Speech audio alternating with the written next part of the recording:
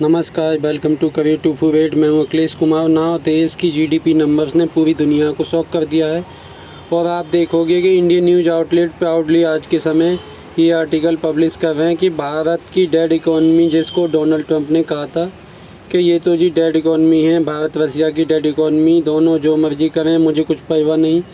यही जो dead economy थी, इसने शॉक डिलीवर किया है टू ट्रंप। आप देखोगे इतने सारे आर्टिकल पब्लिश किए जा रहे हैं ना आज के समय डोनाल्ड ट्रंप को टारगेट करते हुए कि ये तुम्हारी डेड इकोनॉमी, जो पहले क्वार्टर में फाइनेंशियल ईयर के पहले क्वार्टर में 7.8% ग्रो करती है, बट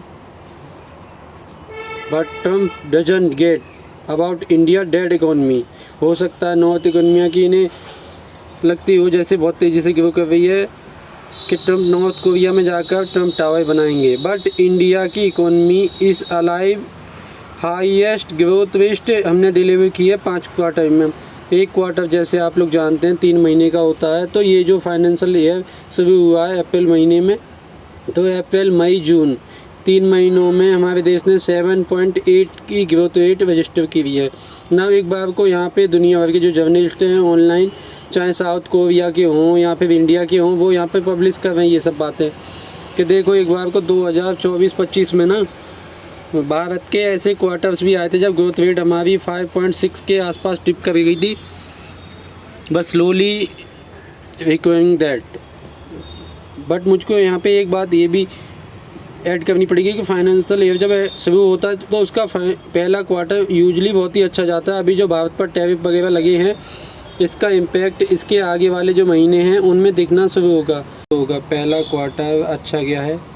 जो लोगों की एक्सेप्टेशन थी, जो दुनिया एक्सेप्टेशन लगा के बैठी थी भारत से कि मैक्सिमम 6.8 या 7 पॉइंट की जीडीपी ग्रोथ रेट होगी, हम उसके आगे गए। बट हमारा असली चैलेंज ये होगा कि क्वार्टर 2 के नंबर क्या आते हैं।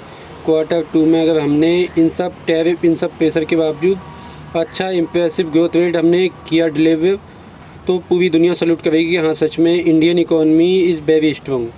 और अगर यहाँ पे आपका एक तर्क ये है कि चलो अगर हम आज के समय कह रहे हैं कि सभी जो G20 देश हैं उन सभी कंट्री को भारत के जीडीपी नंबर्स ने बीट कर दिया है। भारत का क्वार्टर 1 7.8%, चाइना का 5.2%, इंडोनेशिया का 4.9% और यूएस का 3%। कई लोग कहते हैं देखो अब ये चाइना का 5.2% जो लिखा है ये किस अमाउंट का, अगर मान लीजिए 2 लोग हैं, ठीक है, ए एंड बी, ए के पास है 1000 रुपये और वो 1000 रुपये में बढ़ोतरी करता है 5% की, और फिर बी है, इसके पास है 100 रुपये और ये 100 रुपये में बढ़ोतरी करता है 15% की, तो ज़्यादा आगे यहाँ पे कौन जा रहा है? फिर भी आंसर है ए, क्योंकि 1000 का 5% कितना होता है? 50। तो मतलब कि ए के पास हो गए 1050, जबकि बी के पास सिर्फ 115 है। तो इसलिए कहा जाता है चाइना और यूएस जैसी जो इकोनॉमीज़ हैं, चाहे इनकी ग्रोथ रेट कम ही क्यों ना जा रही हो, इनका बेस इतना स्ट्रॉन्ग है, उस इकोनॉमी का साइज़ इतना बड़ा है कि उसका 3-5% भी बहुत बड़ी बात होती है। चलो माना यूएसए का 3% बहुत ज़्यादा इम्प्रेसिव है, मगर जहाँ पे एक बार को भारत का क्रेडिट ले लेते हैं इस बारे में कि जी ठीक है अभी तो ग्रो करेंगे, करना ही है, हमें ये भी देखना होगा कि दुनिया में कई इकोनॉमीज़ हैं भारत से छोटी साइज़ में, वो भारत जैसी ग्रोथ रेट डिलीवरी नहीं कर पा रही। एग्जांपल के लिए मैं आपको दिखा रहा हूँ, इंडोनेशिया, मलेशिया, थाईलैंड, ये सब इकोनॉमी भारत से साइज़ में बहुत छोटी हैं, तो ये क्यों नहीं डिलीवरी करती? 10%, 9%, ये भारत के इतना पीछे क्यों जा रही हैं? तो मतलब कहीं ना कहीं हम कुछ ठीक कर रहे हैं ना। हम दोनों तरफ तो कह नहीं सकते कि चाइना और यूएस के केस में जो ग्रोथ रेट है वहाँ पर ये लॉजिक लगा लेंगे क्योंकि उनकी इकोनॉमी बहुत बड़ी है, मगर इंडोनेशिया के केस में आप क्या कहोगे? ये यहाँ देख पाओगे जो साउथ ईस्ट एशियन कंट्री हैं जिनकी हम काफ़ी बार तारीफ़ करते हैं कि उनके यहाँ इंफ्रास्ट्रक्चर काफ़ी बेहतर है वगैरह। देखिए बिल्कुल मैं एक बात एडमिट करूँगा, भारत में ना हम लोग सिविक सेंस और साफ़ सफाई पर अभी भी फोकस कर नहीं रहे।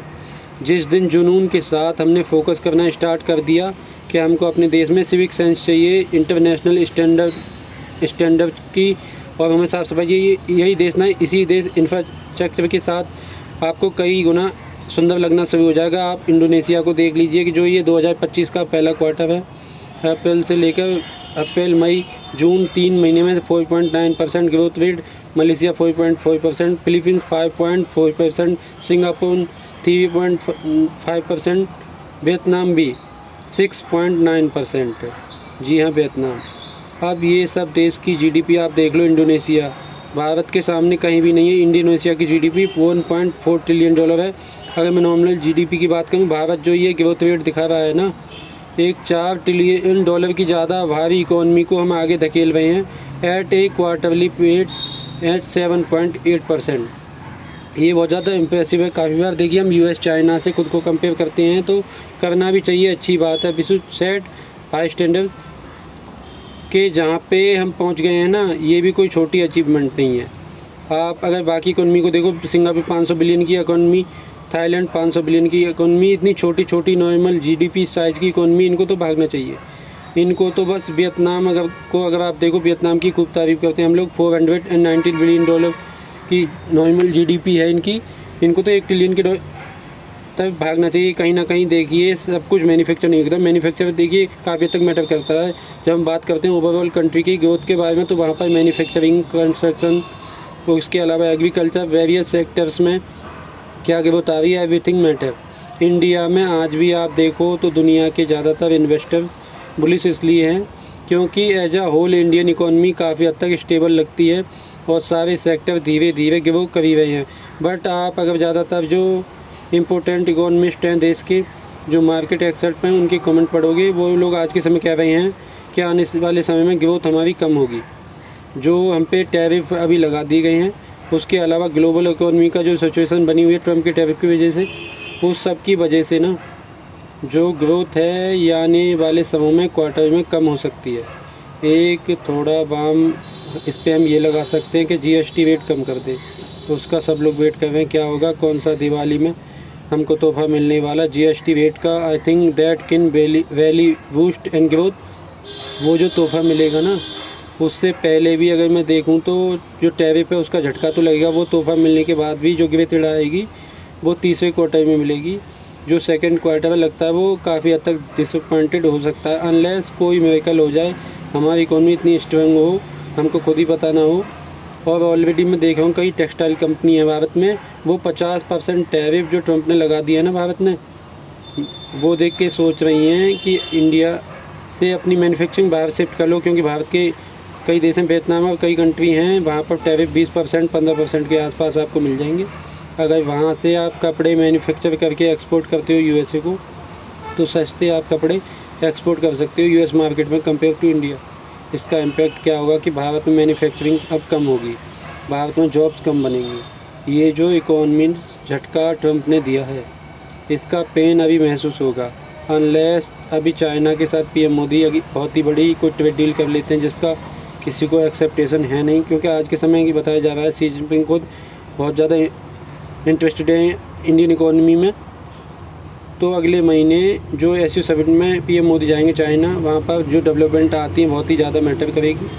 बट ओवरऑल मैं कहूँ साल दर साल जो हमारी ग्रोथ रेट है ये 7% ही रहने वाली है लग रहा है।